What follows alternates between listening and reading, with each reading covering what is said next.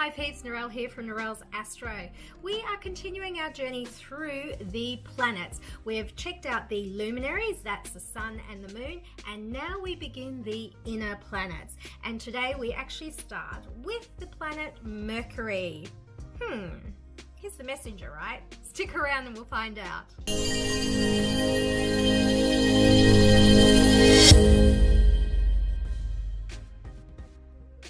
Mercury is known as the messenger of the gods, and in the 6th century BC, temples were erected and festivals created to honor him with sacrifices and athletics and gymnastics.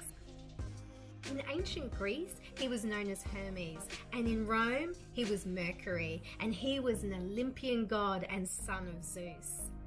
He was a god of transitions and boundaries. He was quick and cunning. He moved freely between the worlds of the mortal and divine as a messenger of the gods. He was an intercessor between the mortals and the divine and the conductor of souls into the afterlife. So he was this protector and patron for travelers and herdsmen, thieves, orators. He had wit, he loved literature, poetry, athletics and sports. And he also was the patron for inventions and trades. And in some myths, he was even a trickster, outwitting other gods for his own satisfaction.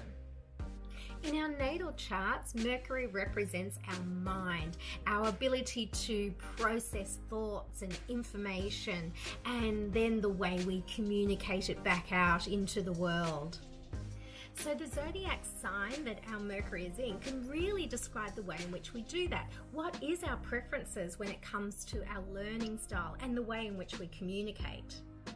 So for instance, if your Mercury is in a fire sign like Aries or Leo or Sagittarius, you might prefer a more demonstrative style of communicating versus our air signs, which is Gemini and Libra and Aquarius. You may be more cerebral minded and be more visual. And then comes our Earth. So if you're Taurus or Virgo or Capricorn with your Mercury in one of those signs, then you may find that you might be more action orientated when it comes to your learning style. So you might find that you have to read over a thing a few times before it's really cemented in. And then lastly, we have our water signs, so our Cancer and Scorpio and Pisces. If your Mercury resides in one of those zodiac signs, you might find that you're more emotive in your learning and communication style. And this can sometimes explain why we can have such miscommunication with one another. So let's say, for instance, you have somebody with their Mercury in Taurus, so they may be more slower to learn, maybe more demonstrative in their communication style, or more practically minded in their communication style, and they're trying to communicate to a Mercury in Gemini, and they're so cerebral and on one idea and then the next, and kind of very scattered in their thinking, and there can be a real clashing of those different communication styles, making it difficult to understand one another. So one way in which we can improve our relationships is to actually understand what zodiac sign our Mercury is in, and particularly with our significant others or friendships. If we understand the zodiac sign that our friends or our lovers' Mercury is in, then perhaps we can understand how to communicate more effectively.